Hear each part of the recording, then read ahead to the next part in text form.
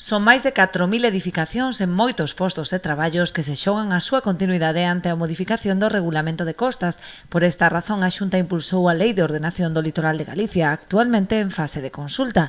O PPDG avala a necesidade desta norma para que a comunidade exerza as competencias de xestión da súa costa, en lugar de acatar as imposicións de Madrid. Frente a este Tsunami Sánchez que se creou en Madrid, na Castellana, para intentar resolver cuestións galegas e intentar que dende Madrid e dende a Castellana pois xestionen o noso litoral, pois frente a eso dende Galicia temos propostas. E temos propostas porque hai dúas forzas políticas en Galicia, o Partido Socialista e o Bloque Nacionalista Galego, que están instalados na radicalidade ecoloxista. Nós somos os primeiros que defendemos o medio ambiente, somos os primeiros que tamén enarbolamos a bandeira do ecoloxismo, pero en ningún caso ese ecoloxismo radical que está a acabar con postos de traballo e con actividade económica na nosa terra.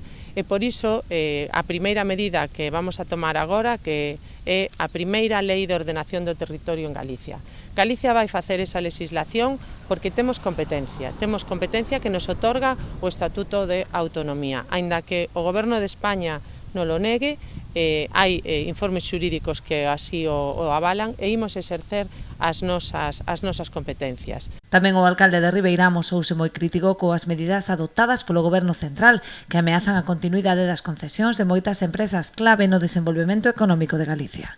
Unha amenaza para o que poda ser a continuidade destas empresas a través das súas concesións vixentes e non actualizar as mismas, pois supón un risco evidente nesta zona onde estamos vendo precisamente unha desas empresas que se dedica ao que é o rodaballo e como estas moitas no meu concello en todo o litoral.